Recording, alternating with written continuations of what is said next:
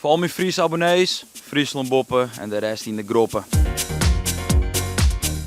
Ik ben Harm, 26 jaar en ik doe al 15 jaar aan YouTube video's meidje. Op dit moment had ik volgens mij 920.000 abonnees. Die miljoen dat maar dit wil ik volgens mij. Ja, dat komt wel goed. Of volgt hier misschien. Ik denk dat heel veel mensen eigenlijk net weten dat ik Fries ben, maar ik ben gewoon geboren en getogen Fries. Mijn favoriete Frieske woord, ja, dat moet wel donderdeldoekje wezen. Ken je die? Jazeker. Ja? Mijn baan met Friesland is best wel al wisselend west.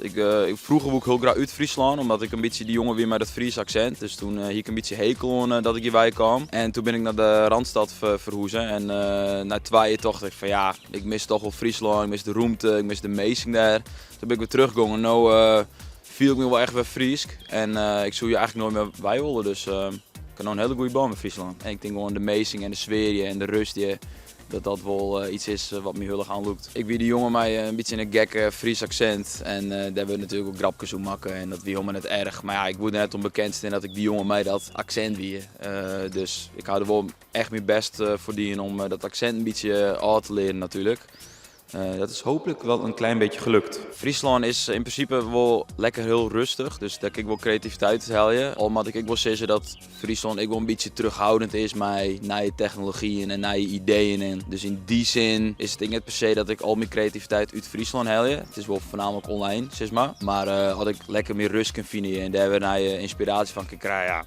Dat is prima toch? Nou, ik maak natuurlijk best wel extreme video's en ik denk dat het juist een leuke combinatie is aan nuchtere boerenjongen met dat soort extreme video's. Dus ik vind het eigenlijk een hele goede combi. A boy from Friesland. Dames en heren, waar ben ik aan begonnen? Ik denk serieus als ik 40 ben dat ik nog steeds video's maak, maar dan op een heel andere manier. Hè? Die interesses die ik dan heb, waarschijnlijk heel oors filmen, heel oors bewerkt. Misschien iets met documentaire stijl of kijk wat oors, maar ik denk echt dat ik de komende 10, 15 jaar echt nog wel video's aan het maken ben. Want ik merk dat ik nog steeds volle passie voor het vak heb. En dat zult dingen minder worden. Ik heb eigenlijk helemaal geen helden of zo, meestal naar waar ik opzoek. Het is gewoon een combinatie van verschillende YouTubers die ik zelf leuk vind om te zien. En daar haal ik dan regelmatig als een leuk elementje uit of zo. Maar het is net echt dat ik van één YouTuber denk, oh ik mag precies doen wat hier ik doe. Bijvoorbeeld de Nelk Boys, vind ik altijd een heel leuk kanaal om te zien. Die volg ik echt al vanaf het begin, zeg maar. In Nederland eigenlijk niemand.